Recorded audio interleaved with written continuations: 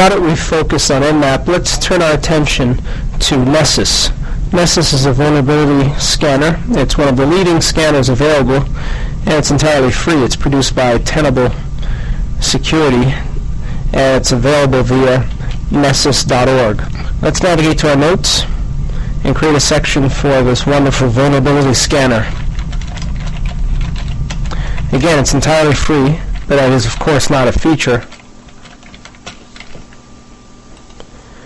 It is a vulnerability scanner, which means it scans your target or targets for vulnerabilities, for potential exploits, for older versions of services that have known exploits, and for various ways and means of compromising your target system.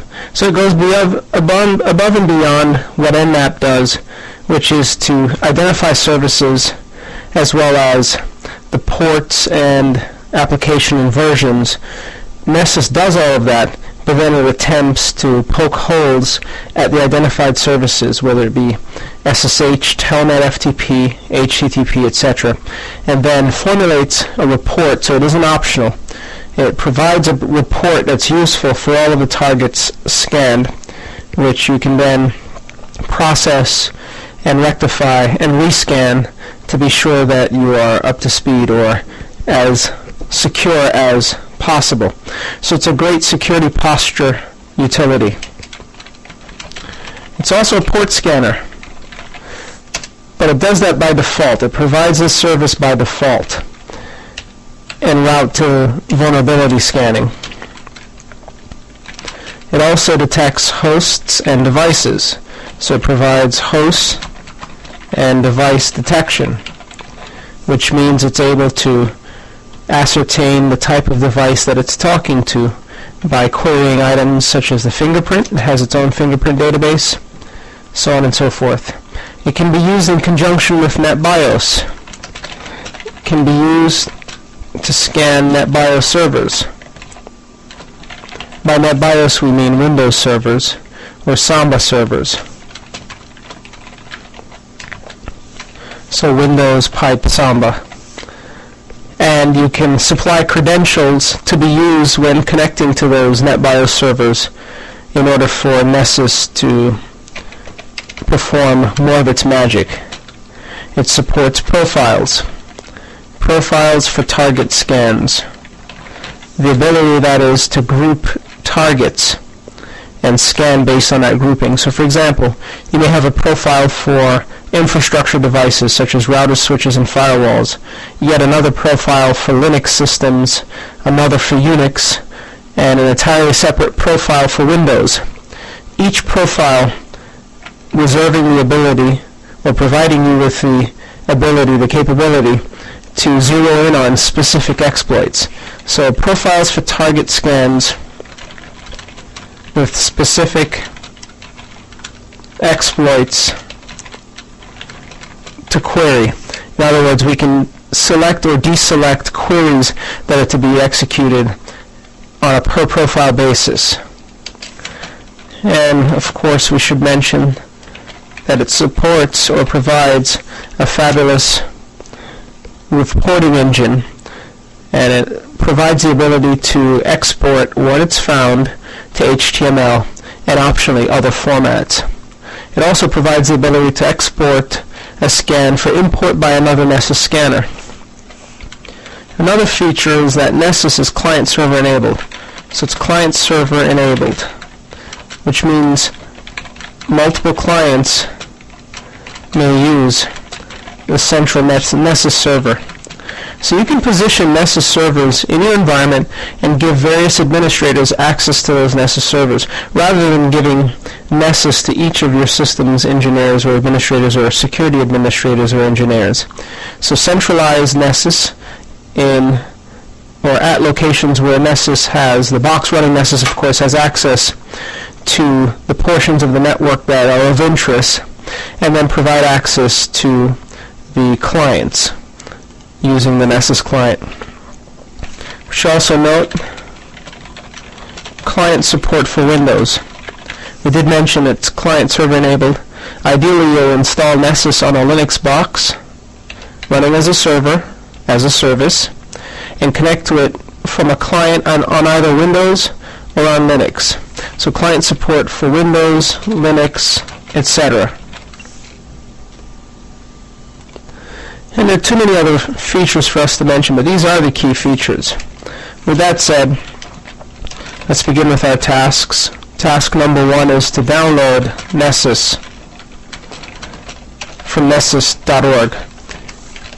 The download requires registration, so be prepared to supply your name, email address, and whatever else is required of you in order to gain access to Nessus. The website is nessus.org, which is owned and operated by Tenable Network Security, and it should be up momentarily.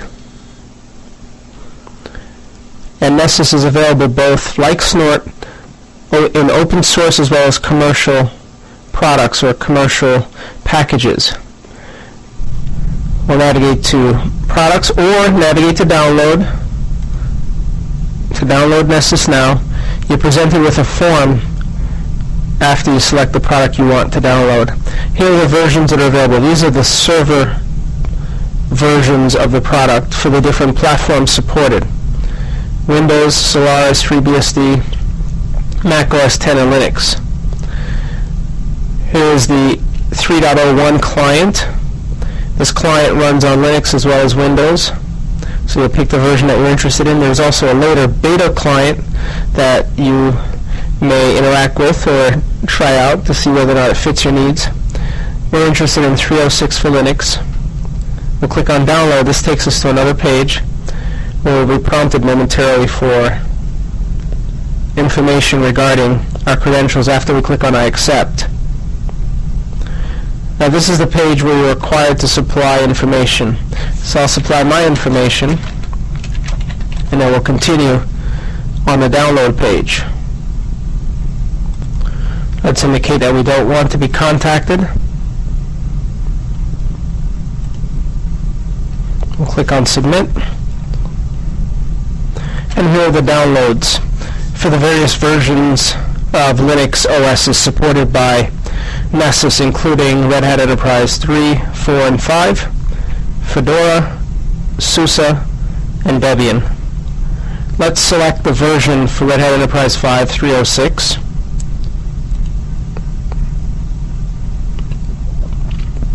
This will pop up momentarily, allowing us to save it. And it's being saved, usually by default, to the desktop. While that's downloaded, we can also instruct the site to give us the client. Let's search for the Nessus client, 3.01. This is the latest non-beta version of the client. As usual, we'll have to accept the agreement. But once you have a session in place, meaning once you've registered by clicking on submit on the previously visited page, your session will persist so long as the browser is open. Here are clients for various platforms, including Enterprise 5, and optionally for Windows on a separate page, or below that is, which will lead us to the download link. Let's pick ES5, that's what we're running, and we'll save this as well. And this is being opened with the wrong package, so we'll click on it again, tell it to cancel the client, and let's try to save it this time instead of opening it to disk. And this will place it on the desktop as expected. Let's minimize the browser. We should see Nessus on the desktop. That's the default save location, or in the download directory, and here we see it. So we'll just place it into Linux CBT Home temp.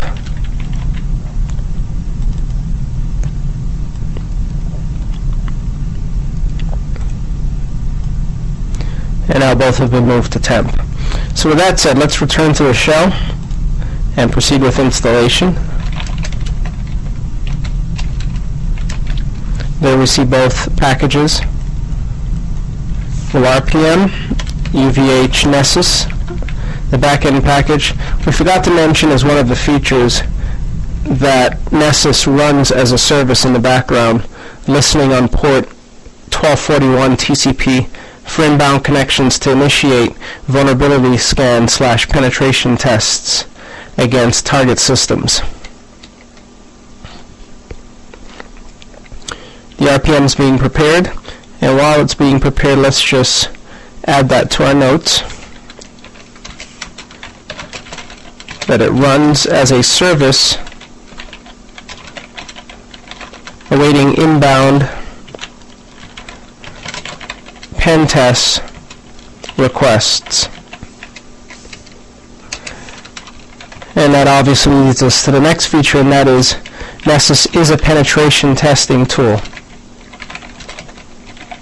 or a pen test tool. So that sums up the 10 features that Nessus is. Now let's check on the installation. It's almost complete. Again, this is of the backend package. We'll enumerate the contents of the package momentarily once it's completed, and then we'll install the client.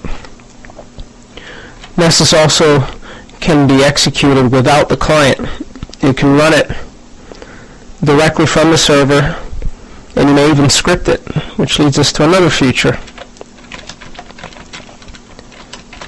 Nessus can be executed or can be automated. Let's take a look at the shell to see what's going on. This is almost done, and it's processing the plugins. Tenable Network Security maintains a series of plugins that are included with the installation of Nessus and can be updated automatically by Nessus, or be set to automatically update whenever we execute Nessus. And those plugins contain the signatures necessary to sniff out vulnerabilities with target systems, or on target systems. So the power of Nessus really comes from its plugin capability. This is still being processed. Let's just add that it was a 12 feature, supports plugins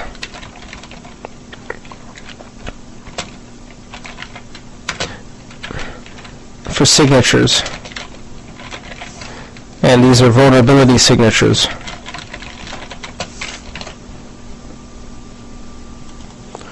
Let's take a look to see where we are, and the plugins are still being processed. Now, by the way, in the process, Tenable Network Security emails you an activation code, a registration code. It has 5 blocks, 25 characters, or in fact 4 each, so 20 characters, and is used to register the feeds. There's a program which ships with Nessus called Nessus-Fetch, which can be used to automatically download the latest plugins from the Tenable Network Security website, providing we have at least once registered using Nessus Fetch. The email explains how to register Nessus for the first time or using the Nessus-Fetch utility. Just consult the email for more information. And we can set up in the interim our tasks area. Our first task will be to explore the interface, followed by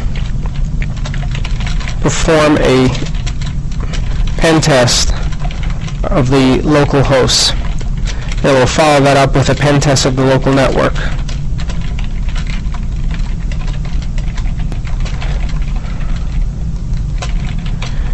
And then, of course, we'll evaluate the results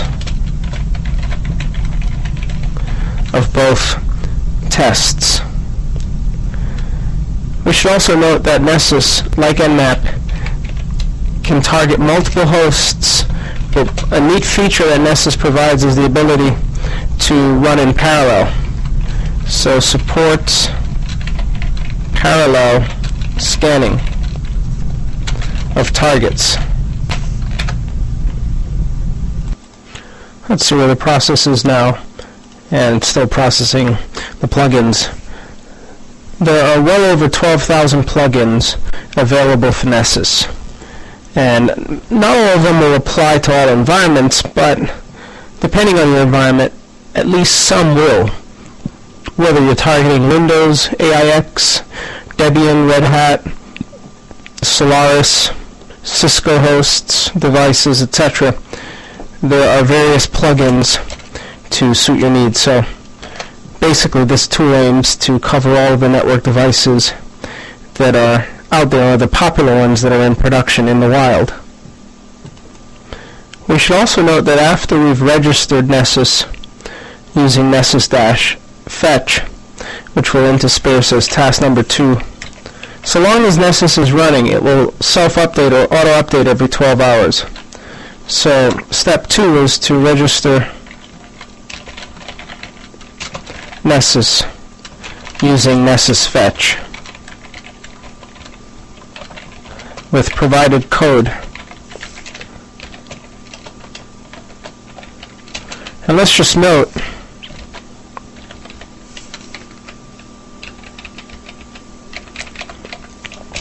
and this is a task that we've already completed, and that's to download and install.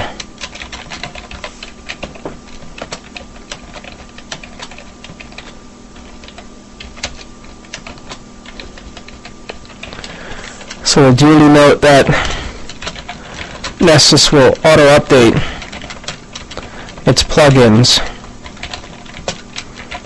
after registration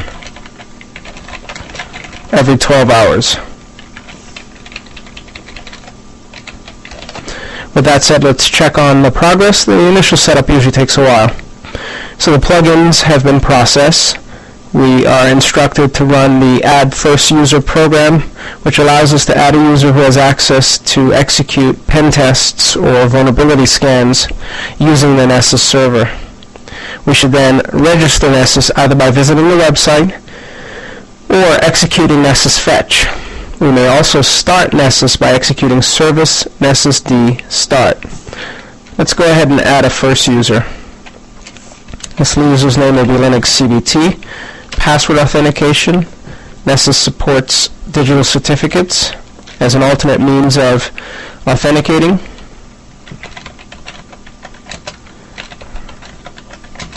And we have set a password. Now, you may restrict usage of some of the rules, or by defining rules within your Nessus framework. Check the documentation for more information. Otherwise, execute Control D to indicate that the user we're defining has rights to execute all of the scans, or to scan everything, to be able to scan everything the Nessus server has access to. But you can restrict users to specific subnets if you'd like. And again, there's a service dedicated to Nessus that's included with the package. RPM query all will search for Nessus in the RPM database. It'll come up momentarily. And we'll also, after we enumerate it, take a look at the start entry, the initialization.d entry. So RPM query list Nessus reveals all of the included goodies. There are many items, too much for one screen because of the thousands of plugins. Perhaps if we pipe the output to less, we'll see less, or just enough information per page. Let's try to break the thousands of plugins. And plugins, by the way, are downloaded to the local system. So here's some important items. Beneath opt, there's a top-level hierarchy, Nessus, beneath which you'll find bin, which includes basic binaries such as Nessus-fetch, make-cert, make-random, Nessus itself. This is a client, the Nessus client, which you can execute from the shell. Beneath etc, there's a Nessus hierarchy. Beneath lib, there are modules that are used for various functionality.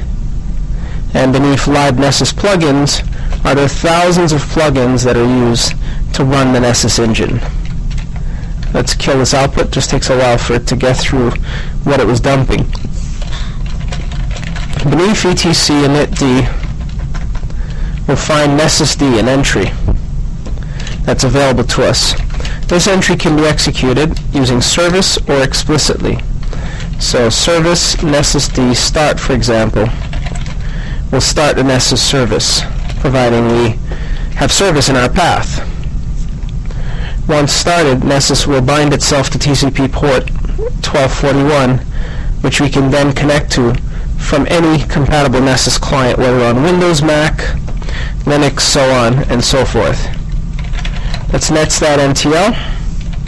We'll turn on P and you'll see that Nessus is bound to all IP addresses, IP version 4 addresses, that is, port 1241. So it's up and running. Now with respect to registration, that is a step we need to cover. A code is emailed to us. We should register it. That's the third step. And before we explore the interface, perhaps we should make this step number 2 after we've started Nessus, although the order is unimportant. And to do so, simply indicate opt Nessus bin Nessus fetch with the register long option, followed by the code that was emailed to us as follows.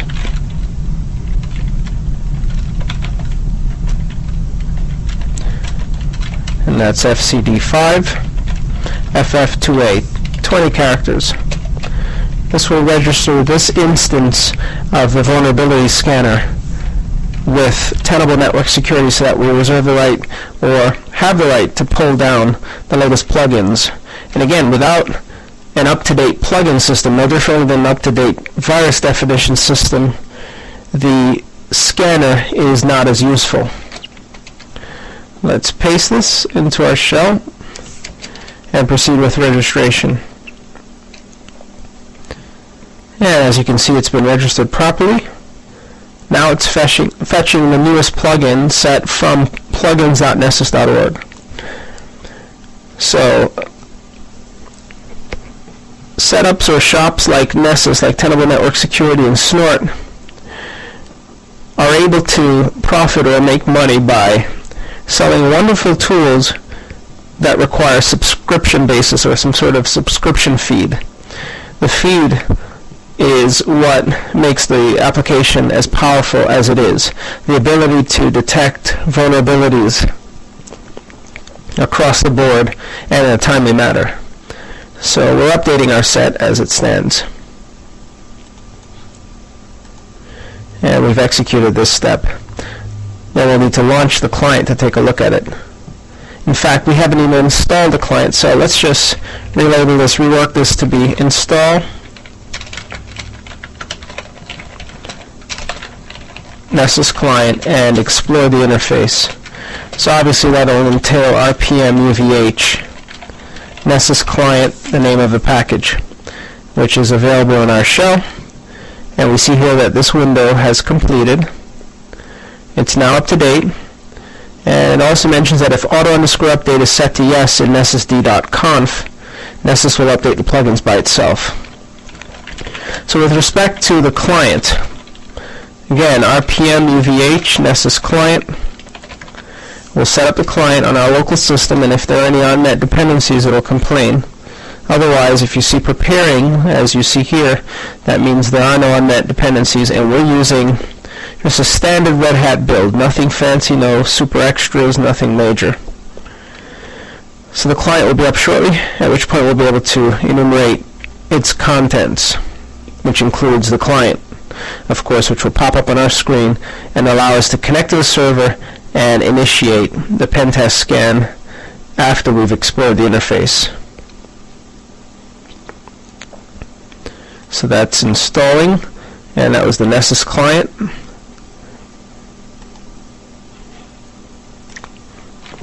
Now let's RPM queryless Nessus client. There we see the contents, including the main client itself, located beneath opt Nessus bin. So unless Nessus bin or opt Nessus bin is beneath your path, you'll have to specify the explicit path at the shell. When we launch it, if the application is able to write to X, it pops up this beautiful window. We can maximize it so that we see the full screen. And the interface is quite simple and mimics the interface that's available within Windows. We can start a new session, which would clear out any settings that are back here, but we've yet to launch a session. We can open a predefined session, which is saved as a file with a .nessus suffix. We're able to close an existing session, save an existing session, quit Nessus altogether, get more help. The Report tab is reserved for when a scan has been performed. It shows the results of the scan in both windows and allows us to export the scan to a format such as HTML. In order for us to do something here, such as selecting a scan policy and networks to scan, we have to define networks to scan, such as localhost, and then connect to the localhost and perform the scan using one of the scan policies. The scan policy refers to the profiles that we mentioned earlier on. Let's just make sure that we're clear. So we did say that Nessus supports profiles as a means for targeting scans. Profiles or scan policies as a means for designating or assigning scan groups. And as we saw in the interface, there's a default scan policy and a Microsoft Patches scan policy, which scans the system for various patches or missing patches. So again, there are two steps. We need to add one or more networks or hosts, such as a single host, such as the local hosts, using name or address. Save the changes. It adds the host or network to the list. Once we've added a host, we need to indicate a server to connect to. We're not able yet to select a policy. We must connect to a server. Let's click on Connect. This brings up a separate window. And we do have Nessus running on the local host, so we can click on Connect, which will prompt us for authentication. This is the first connection, so we'll indicate yes, and the credentials didn't work. And that is because we need to modify the credentials using Edit. So let's change this from local user to Linux CBT with Linux CBT's password, with optional SSL setup, meaning the use of a digital certificate for connecting. We'll save the changes and then try to reconnect. Once this reconnects, we will then be able to select the scan policy over to the right, or once it connects, since we've yet to connect from the client, we'll be able to select the scan policy over to the right, such as Microsoft Patches or default scan policy, and proceed with the scan. But we won't begin the scan just yet. We'll explore the interface provided by the scan policy window, the right side of the screen, then initiate the scan. Because this window, once we double-click on the scan policy, reveals the thousands of plugins organized into tens of groups that we can enable or disable, and as a result affect the type of scan that we're interested in. Another thing we should note about the networks to scan, you can load the left side of the screen or the list of networks to scan, which may include one or more hosts and or networks, from a text file. So if you've got a file with subnets and or hosts enumerated, you definitely can add that list to this Nessus interface. And this is still logging in. Part of the logging process is slow because of all of the plugins. The interface has to be aware of all of the plugins to present it to us. Once you see that the right side has or is no longer grayed and reflects black and allows you to select, you know that you've connected to the server. Also, the Connect button now reads Disconnect, indicating that we're connected. You can launch Scan now, but that's not what we want to do. We want to edit the default scan policy to see what's enabled or disabled. So here's the policy name. You can share it across multiple sessions, so if multiple users connect to the system simultaneously, they may use it. Whether or not the passwords should be saved as clear text, meaning any passwords defined within the scan policy. If you recall, we mentioned that Nessus has the ability to authenticate to NetBIOS servers and scan them in much more detail than is typically allowed when the Nessus software has to rely upon anonymous connectivity. The number of hosts in parallel, we'll reduce this to 5. Supposing we have a subnet of 1,000 hosts, 254 hosts, it would be ideal to indicate depending on the resources available on your host and the connectivity, whether it's gigabit, 10 gigabit, or 100 megabit, it's ideal to number or to reduce the number of hosts that are scanned in parallel to increase the throughput. The more hosts in parallel, the lower the throughput, as the bandwidth must be shared. And Nessus is a bandwidth-intensive application. Number of checks in parallel, 5 is fine. Port scanner range is a default range of ports, which is just like Nmap, whether or not safe checks designate hosts by their DNS names. So should we name them using DNS? Consider unscanned ports as closed, which is unchecked. Whether or not to save knowledge base on disk, save a packet capture of the scan. So it has the ability to return a packet capture of the scan that was performed, or save it for you for further analysis. Whether or not to log the details of the scan on the server. This is important. All scans should be logged for historical purposes. Port scanners to use. Exclude top-level domain wildcard hosts. Whether or not Nessus should use its Simple Network Management Protocol Scanner. If SNMP is in use on your network, consider using this to ascertain more information than less. Whether or not its TCP scanner should be used or its SYN scanner. If you're logged in as root, then you can use the SYN scanner. There's also a NetSat scanner and the ability to ping the remote host to determine whether or not it's up. In credentials, you can supply credentials that apply to Windows, SSH, and Kerberos. For Windows, you'd indicate your SMB account, password, the domain if applicable, and any additional accounts. So you may want to supply an administrator's credentials as well as a non-administrator credential set. Whether or not to use NTLM version 2, whether or not SMB credentials should be sent in the clear. It's set to not send in the clear by default. And again, you can set credentials for SSH, a default username and password, but again, the policy stores the credentials in clear, so be wary when using this. Or be leery, that is, when using it. If you have a public key, private key pair for SSH, you can supply it, and Nessus will make use of it when authenticating to remote systems that support SSH, such as Linux systems. The important part of this discussion, the plugin selection, the default policy, the default scan policy scans these types of systems. It searches for AIX. Now, we did mention that there are thousands of plugins. They're grouped into these tens of groups, or arranged into these tens of groups.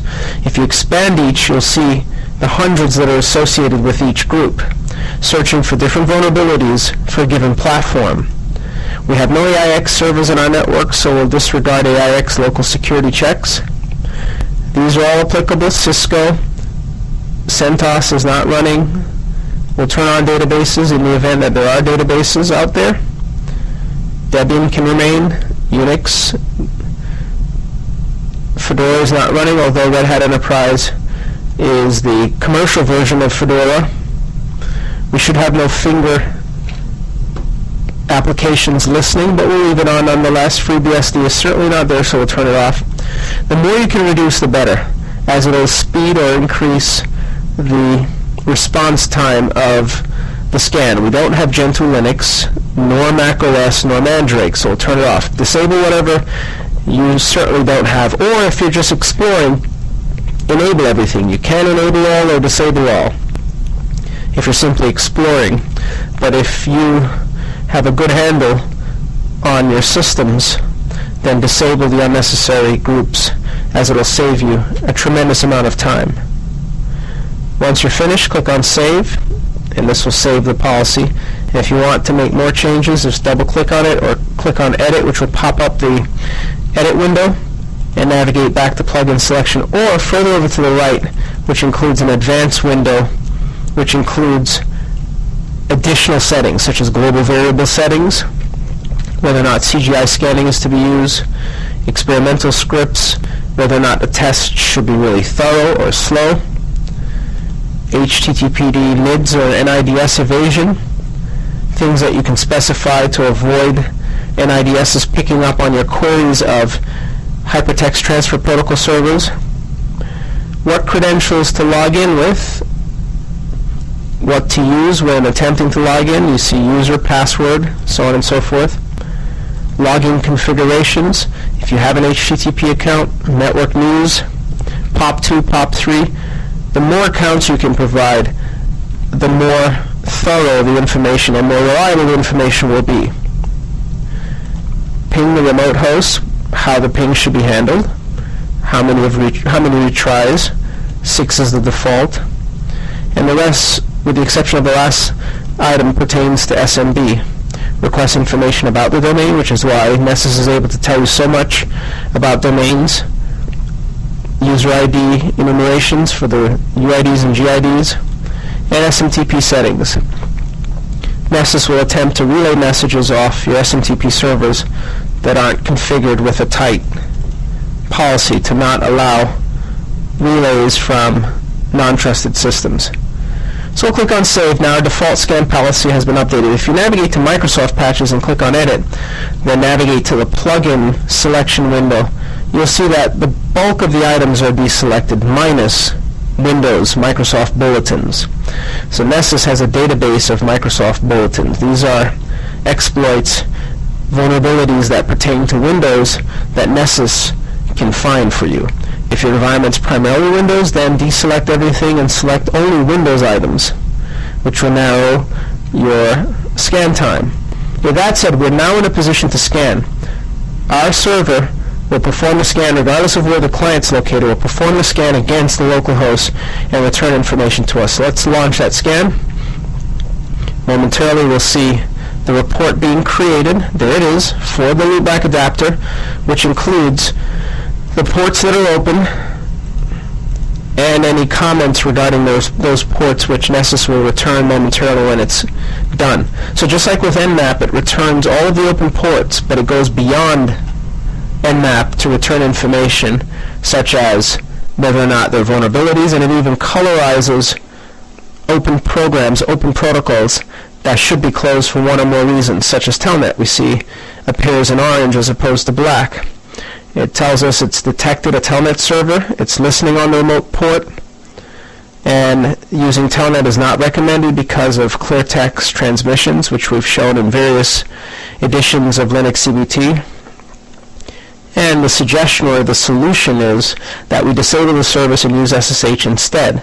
So certainly this is advice we ought to take in attempting to lock the system down, and we can do that relatively quickly from a separate window where we may be logged in as root. So let's take a look at the Telnet configuration, which is controlled, as you may or may not recall, by Zynet D. We'll nano Telnet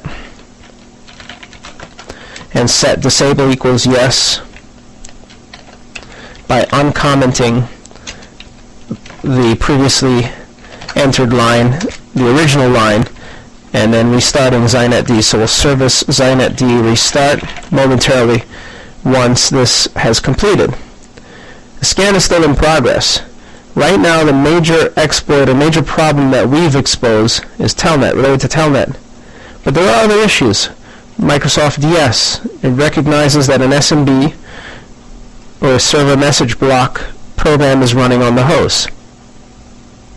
It's running a Samba server, and it is the risk factor none associated. Sometimes you'll see what appears to be alarms, items colored orange or red, but with no really defined solution other than to turn it off unless it's necessary. It's possible to obtain information about the remote operating system via this service, the Microsoft DS service or the CIFS service.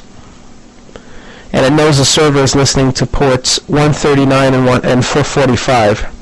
It knows the system is Unix or Nix type, running a particular version of Samba, and it knows that the server belongs to a workgroup named Linux Genius. In other words, using anonymous privileges, Nessus was able to ascertain at least the workgroup name, which is some information that will help one to compromise your system.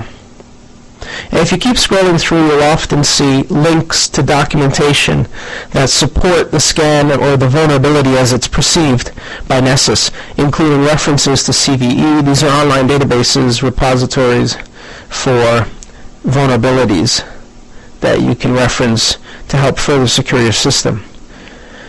From our system, Nessus was able to ascertain the names of other systems, including Linux CBT Serve1 and Win1, so it knows more information.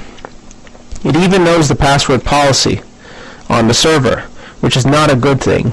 It knows that the minimum password length is 5. This is not, of course, for Linux, but rather for Samba. So these are things we need to look into. It knows that SMB allows the enumeration of shares, which again is not good. It allowed Nessus to enumerate project, IPC, etc. At this stage, the scan is complete because you no longer see scan in progress. So if you scroll through, you'll see what Nessus believes to be the case with this system. It was able to run uname to get the operating system back. This is, of course, because we ran it locally. It knows that guest belongs to a group. It thinks guest has too many privileges, which we should limit, and it provides a solution below. Edit the local domain policy to restrict guests.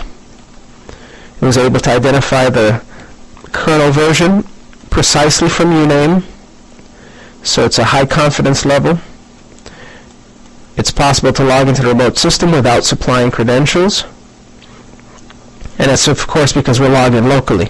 This view would be slightly altered if we were running the scan across the wire. It knows that the server is running VNC, and the solution is basically to check that it's in accordance with the security policy of the firm and to limit traffic to the port or turn it off if it's not necessary. Most of the ports that return with the color black have no problems. It's usually orange and red that you're looking out for. Now let's restart ZynetD. It's not in our path service, that is. And then execute netstat ntl grep23 to be sure that telnet's no longer running. It's still running, so what we'll do is kill it manually. We'll psef grep telnet, and no instance appears, so let's netstat ntlp. And we'll simply kill 4206. Sometimes a restart doesn't do it. Now that's done it. When we re-execute the scan, telnet will not show up. Now, by the way, before we do that, here's a report that's ready for export. Click on export, and the default format is HTML, but there are some Nessus-specific formats. Save it as HTML, let's say, to home Linux CBT temp, and we'll call it Nessus scan.html. So that document's available for browsing the results of the scan from the web browser. Now if we re-execute the scan, this time telnet will not come up. The host comes up quickly, but telnet's not on the list, as expected. So it's always good to scan, see what's out there, see what's open, and then rescan to see if anything's changed. Notice the name comes up. It wasn't picked up the last time, or we didn't see it. I didn't see it in the list. It shows that a DNS server is running. It's usable. It allows recursive queries, which means remote systems can perform lookups using this DNS server. If it's bind, we can disable that via the name.conf file using the following directive: allow-recursion, and specify a list of hosts, or the keyword none to indicate that remote systems cannot use this DNS server recursively. So these are some of the real ways that we can increase the security of our system by just taking the advice of our vulnerability scanner, one bug, one vulnerability at a time. So locally we'll just nano etc name.conf. Let's just tab that out. And momentarily we'll be able to get in there and add this URL, or this particular ACL, that is, to ensure that this sort of recursive lookup is not permitted. And here we see recursion yes. This is another way that we can disable it. We'll indicate recursion no. And then we can restart named using sbin service named restart. And that'll cause name to restart, and the next time we run the vulnerability scanner, it will not show up. Now it's still scanning. We can always stop at any time, navigate back to scan, add additional hosts such as a subnet range or an IP range, 192.168.75.1 through perhaps 192.168.75.10, will scan just those systems. We can also specify the subnet if we'd like, the net mask, or just start and end addresses. We can give it a name, or just save the range. This will scan that range of hosts. We can deselect, select to have it focus in on those, and we also must select a scan policy. Click on scan, and now those hosts will be scanned, and a report will be provided.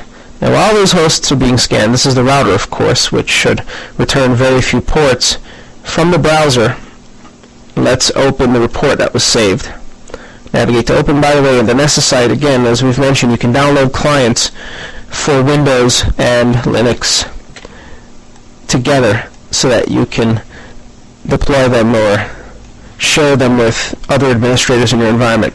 Here's that Nessus scan.html. This is your official vulnerability scan that will serve you as a baseline for analysis. And once you have determined what needs to be cleaned up, then you clean it up and then rerun your scan and then set your new baseline. So high severity problems found with the loopback adapter. Number of open ports 20, 46 low, 5 medium, 1 high. Always zero in on the items that are high, which are usually colored red first. You scroll through it looking for red, and then you can focus in on the other vulnerability items. Telnet we've disabled. The format's different, but the information's the same. It simply tells us it's found a server that should not be running Telnet, so we should do something about it. Here we see VNC. If you keep scrolling through the report, we just passed the one that's red. This is Kerberos Telnet. It saw that it was able to authenticate without credentials, but this will no longer exist in the subsequent scan because we have disabled Telnet altogether. So now we have a scan going of hosts 1 through 10. Only 2 have come up between the addresses of 1 and 10. We see that 1's pretty clean, although it's running network time protocol. Because it's a router, we have NTP running. It knows its stratum, its reference ID, and other information about it. .10 is the local system, which will bring up ports that we have already seen, minus, of course, 23. Telnet's been disabled, with the other ports enabled, but nothing blaring. Black means low. Orange usually means medium, usually. Risk factor is usually medium or none. And red is high, without a doubt. So this is scanning away. We're not going to spend too much time focusing on this. It's easy to set up. We've shown you how to set it up and run some basic scans. Execute a check config list, Nessus D to be sure Nessus will start. And it's not in our path, so Nessus is set up to start by default as a consequence of installation. So when the system reboots, it'll be up and running. And we can launch the client. You can even create a client shortcut on your desktop so you can launch it whenever necessary, export the scans, process them, delete them, so on and so forth. This is the major vulnerability scanner available for NICS-based environments with Windows compatibility as well. That's Nessus from Tenable Network Security. Now with that said, next we will focus on Snort and IDS.